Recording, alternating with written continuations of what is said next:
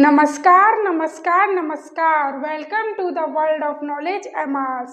Today we are coming to discuss some important topics according to board exam of 10th class. चलो बच्चों, आज हम लोग कुछ नए टॉपिक्स करेंगे. पढ़ना नहीं है, सिर्फ ओनली नेम सुनने हैं. यानी कि आज हम उन टॉपिक्स को देखेंगे कि जिसको बायो में ज़रा बोरिंग लगता है, पढ़ने में मन नहीं करता, तो वो सिर्फ इन टॉपिक्स को भी करके चला गया ना तो गुड स्कोर कर सकता है. मतलब इतना बढ़िया स्कोर कर सकता है कि उसे उम्मीद भी नहीं है कि मैं इतना कर भी सकता हूँ बायो में. ठीक है, ओवरऑल उसका रिजल्ट अच्छा बन के आएगा. तो आज आपको हम बताने वाले हैं वो इम्पोर्टेंट टॉपिक्स जिसके द्वारा आप कर सकते हैं गुड मार्क्स स्कोर. चलिए लेट्स सी. देखो, मैंने क्या करा है कि सारे चैप्टर्स के नाम लिखे हैं और जितने भी इंपॉर्टेंट टॉपिक्स हैं यानी कि जिनसे ज़्यादा क्वेश्चंस आ रहे हैं रिसेंट ईयर्स में, वो टॉपिक्स को मैंने लिखा है. तो देखो, पहला चैप्टर इधर लिखा है मेरा लाइफ प्रोसेस, सेकंड है कंट्रोल एंड कोऑर्डिनेशन, थर्ड है रिप्रोडक्शन. हाय दीदी मजे आ गए.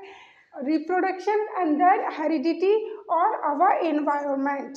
ठीक है, मुझे कमेंट करके बताना तुम्हें इनमें से सबसे बोरिंग चैप्टर कौन सा लगता है, ताकि मैं चाहती हूँ कि उस चैप्टर के ऊपर मैं एक वन शॉट निकाल लूँ या फिर इसके इंपॉर्टेंट टॉपिक्स का एक शॉट निकाल दूँ ताकि आप उसे एक बार रिवाइज कर सको. ईजी पड़ जाएगा आपके लिए. तो चलो फर्स्ट ऑफ ऑल हम देखते हैं लाइफ प्रोसेस को क्या कौन से टॉपिक्स हैं. तो देखो, लाइफ प्रोसेस का जैसे ही आप बुक खोलते हो लाइफ प्रोसेस की डेफिनेशन आती है, ये सब आता है.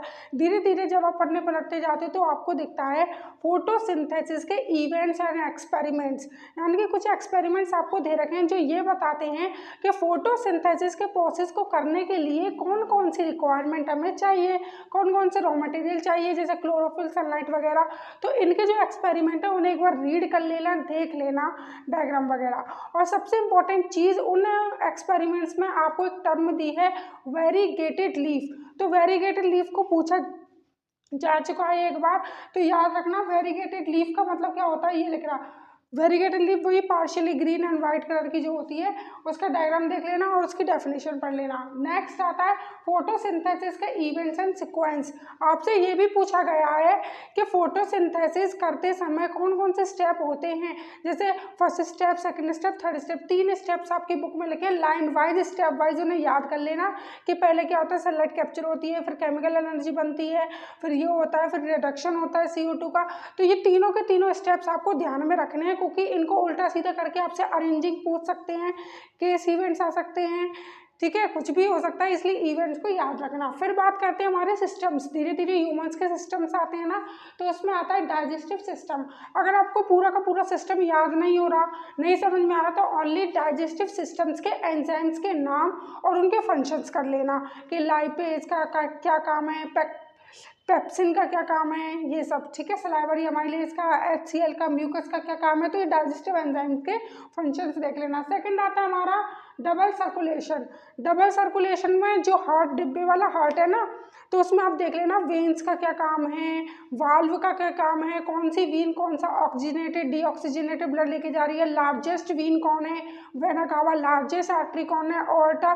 तो ये सारी चीज़ों को आप ध्यान में रखना कि कौन सी वीन बड़ी है, कौन ऑक्सीजनेटेड और डीऑक्सीजनेटेड ब्लड को लेके जा रही है. फिर बात करते हैं डबल सर्कुलेशन आखिर कैसे बनता है, ये भी पूछा जा सकता है. तो इसमें आपको 2 नाम याद रखने हैं, सिस्टमेटिक और पल्मोनरी सर्कुलेशन से. तो ये डेफिनेशन को भी याद रखना. नेक्स्ट बात आती है nephron structure and function. Excretory system है, उसका एक डायग्राम दे रखा है. इसमें 2 डायग्राम है. एक है पूरा जिसमें किडनी, यूरेटर, यूराइनरी ब्लैडर वगैरह करके बना है, वो डायग्राम प्लीज मेक श्योर ये डायग्राम तो ज़रूर देख लेना. क्या तो आपको लेबलिंग के लिए आ सकता है या पूरा ड्रॉ करने के लिए आ सकता है. और साथ में जो नेफ्रॉन का स्ट्रक्चर है ना, वो भी देख लेना, और उसका यूरिन फॉर्मेशन, वो कैसे यूरिन बनाता है, वुमेन्स कैप्सूल, ट्यूब्यूल, ये सब, कलेक्टिंग डक्ट, ये वाला डायग्राम भी देखना, और यूरिन का फॉर्मेशन देख लेना कैसे होता है. नेक्स्ट आता है हमारा रेस्पिरेटरी सिस्टम. रेस्पिरेशन और ब्रीथिंग में डिफरेंस याद कर लेना. ब्रीथिंग मतलब ओनली सांस लेना, सांस छोड़ना, और रेस्पिरेशन मतलब किसका टूटना, ब्रेकडाउन होना ग्लूकोज का. ऑक्सीजन की प्रेजेंस में होगा तो एरोबिक, और नहीं होगा तो एनारोबिक. और एनारोबिक के भी 2 टाइप्स थे, अल्कोहलिक और lactic acid. Lactic acid humans में एक्सरसाइज के समय, और अल्कोहलिक ईस्ट वगैरह में. याद कर लेना किसमें CO2 निकलती है, किसमें नहीं. तो अल्कोहलिक में CO2 निकलता है, लैक्टिक एसिड में CO2 नहीं निकलता.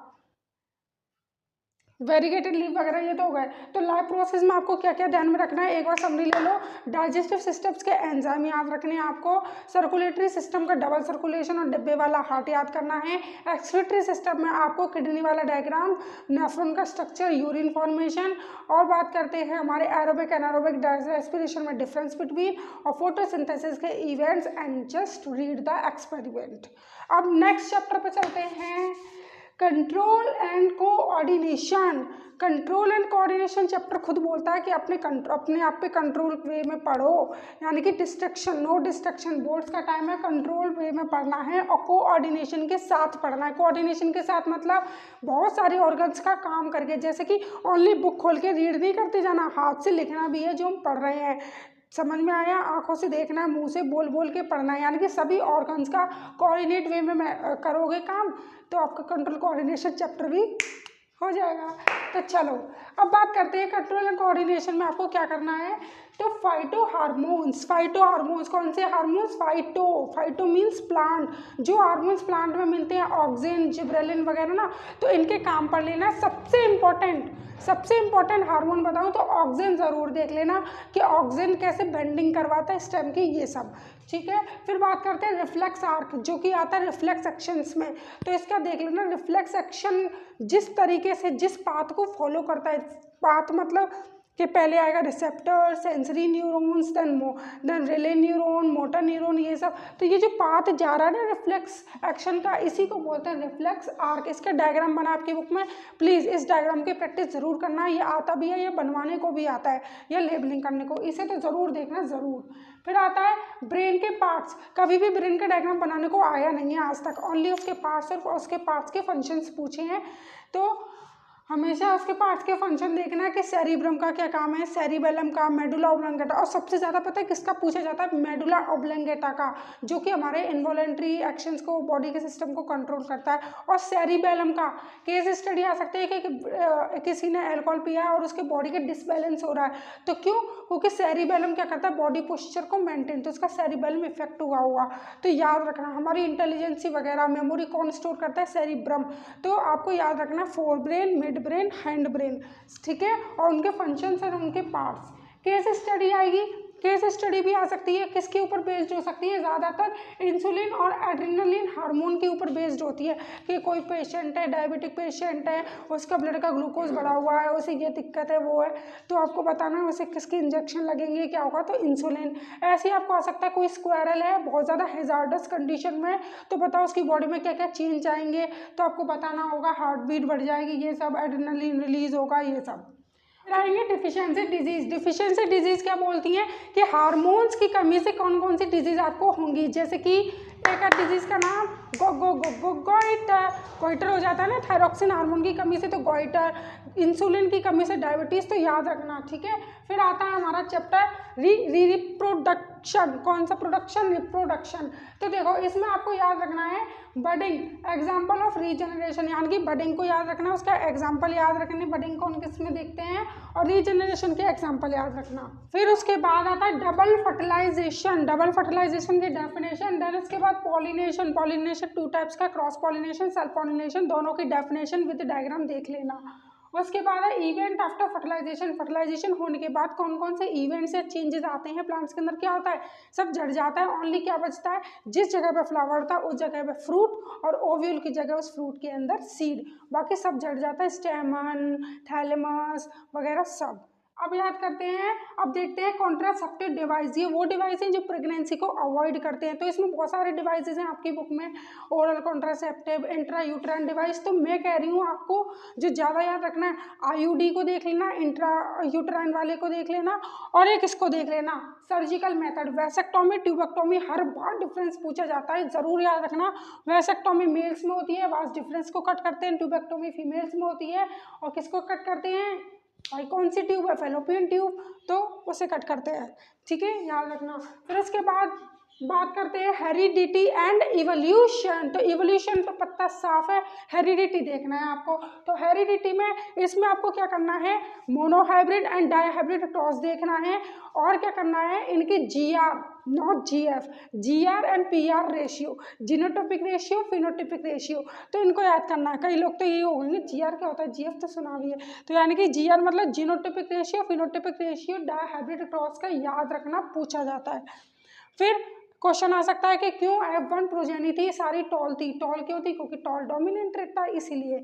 अब फिर आता है मेंडल्स के लॉ, लॉ ऑफ डोमिनेंस और लॉ ऑफ इनहेरिटेंस, सारे याद रखना। फिर आता है कैरेक्टर्स ऑफ मेंडल, पूरी टेबल मैंने बनवा चुकी है, नहीं पता तो टेलीग्राम पर मैं आपको भेज भी दूंगी, आप वहाँ से डाउनलोड कर लेना कि सात के सातों ट्रेट डोमिनेंट और रिसेसिव बन के कॉलम वाइज पूरे के पूरे सातों ट्रेट जो मेंडल ने चुने थे वो बनने हैं, वो याद करने हैं। फिर आती है टर्म होमोजाइगस और हेटेरोजाइगस। आपने पढ़ा होगा homozygous mixture, homogeneous mixture, heterogeneous mixture. तो होमो मीन्स होता है सेम, यानी कि pure, capital T small T में, यानी कि ये क्या प्योर पेरेंट है, मेंडल ने प्योर पेरेंट चुने थे ना, तो ये प्योर पेरेंट्स हैं। और हेटेरोजाइगस का मतलब होता है डिफरेंट, हाइब्रिड, अपोजिट, जैसे कि एक डोमिनेंट ट्रेट और एक उसके साथ रिसेसिव एलील या रिसेसिव ट्रेट। समझ में आ गया।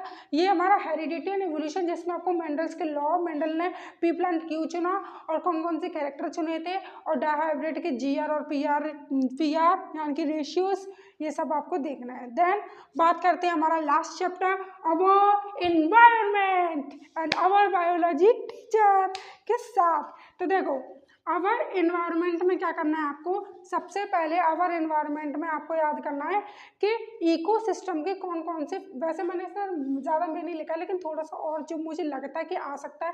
तो बायोटिक और एबायोटिक में डिफरेंस, बायोटिक कंपोनेंट्स क्या होते हैं, एबायोटिक कंपोनेंट्स क्या होते हैं, इकोसिस्टम के एग्जाम्पल आर्टिफिशियल इकोसिस्टम और नेचुरल इकोसिस्टम के एग्जाम्पल याद करना। देन इसके बाद आती है 10% लॉ, लिंडमैन ने जो दी थी 10% लॉ को याद रखना कि 10% एनर्जी ही पहुंच पाती है अगले उस तक।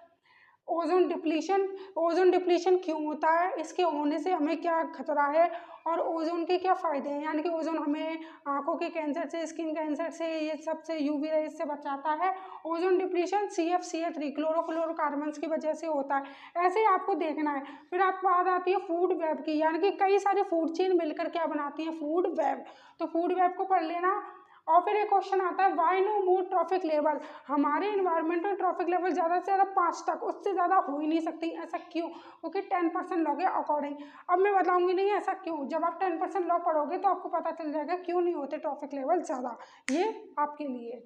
अब आता है बायोलॉजिकल मैग्नीफिकेशन। बायोलॉजिकल मैग्नीफिकेशन का मतलब होता है कि जो पेस्टिसाइड्स वगैरह हम यूज़ करते हैं क्रॉप लेवल पर, वो क्रॉप से होते होते होते होते हमारे ट्रॉफिक लेवल की फूड चेन में एंटर करते हैं और हम ह्यूमंस के अंदर एक्यूमुलेट होते जाते हैं। तो इसे ही बोलते हैं बायोलॉजिकल मैग्नीफिकेशन। मैग्नीफिकेशन मतलब मैग्नीफाई, बहुत ज़्यादा क्वांटिटी में ट्रॉफिक लेवल में इकट्ठा होता जाना, और बायोलॉजिकल मतलब ह्यूमंस में, ठीक है। फिर आता है difference between biodegradable and non biodegradable waste, इनके बीच में डिफरेंस, और आपको ज़्यादातर इन चीज़ को देख लेना, लेदर में, DDT में, इन दो चीज़ों में बहुत दिक्कत होती है बच्चों को, ये बायोडिग्रेडेबल है या नॉन बायोडिग्रेडेबल। मैं आपको होमवर्क देती हूँ, आपको बताना है DDT और लेदर और जो कुल्हड़, जो दावतों में आपने देखा ना कुल्हड़, क्या उन्हें यूज़ करना हमारे लिए आज सेफ है कि नहीं, ये प्लीज़ कमेंट मी। अगर कोई डाउट हो you can ask me in the chat section. अगर आप चाहते हो कि इनमें से किसी चैप्टर के मेन टॉपिक्स का मैं वन शॉट बना दूँ तो आप ये भी मुझे बताना। Okay, thank you, take care, bye bye.